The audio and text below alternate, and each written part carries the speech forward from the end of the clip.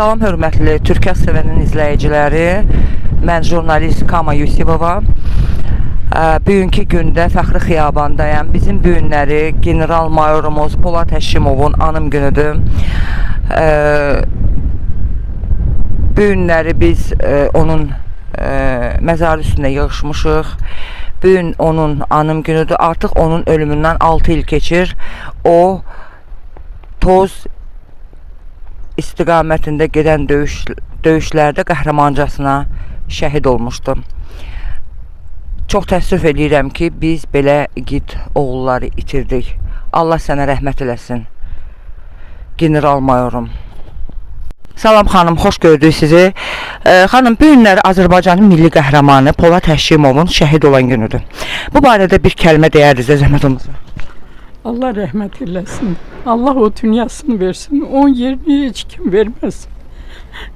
Allah balalarını saxlasın. Yoldaş can sağlığı versin. Amin. Çox sağ olun. Hala inansız bir-iki nəfərdən də müsahib aldım. Onlar da sizin kimi kövrədilər. Çox çətindir. Adam ağlayır. O elə şeydir ki, onu heç vaxt unutmaq olmaz. Adım Saradır. Çox şad oldum Sarı xanım.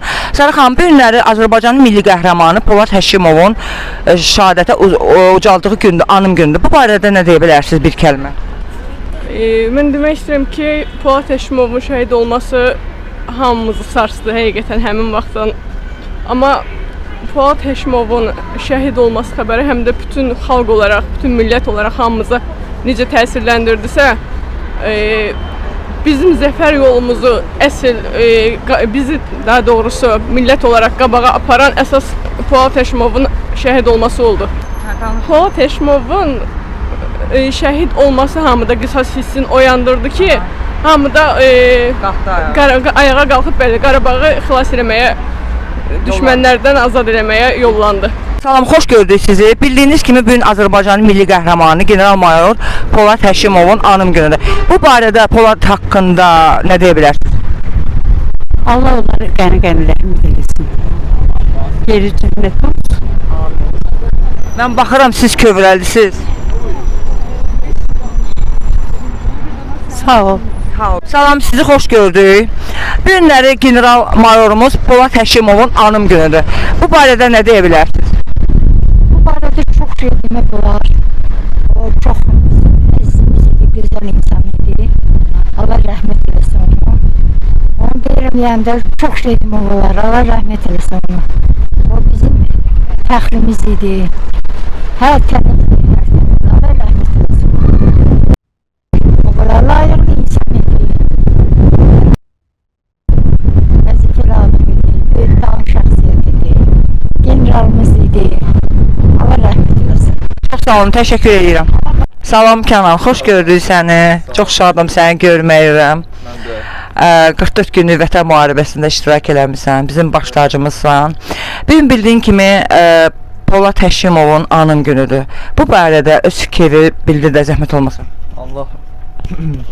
Allah bütün şəhidlərimizə rəhmət eləsin.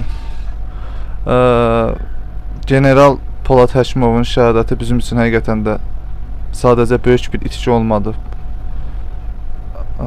Bu bütün Azərbaycan xalqını birləşdirən, yumruq kimi bir araya gətirən qığılcım oldu həqiqətən. Allah ona qəni-qənim rəhmət eləsin. Qarabağda dalğalanan bayrağımızda generalımızın və onunla birlikdə canını fədan edən bütün şəhidlərimizin imzası var. Onlar ölmədilər. Adlarını tarixə və qəlbimizə əbədi olaraq yazdılar. Allah rəhmət eləsin. Kənan, bir sualıma cavab ver. Sən də 44 günlük vətən müharibəsində iştirak eləmisən. Allah sənə can sağlığı versin.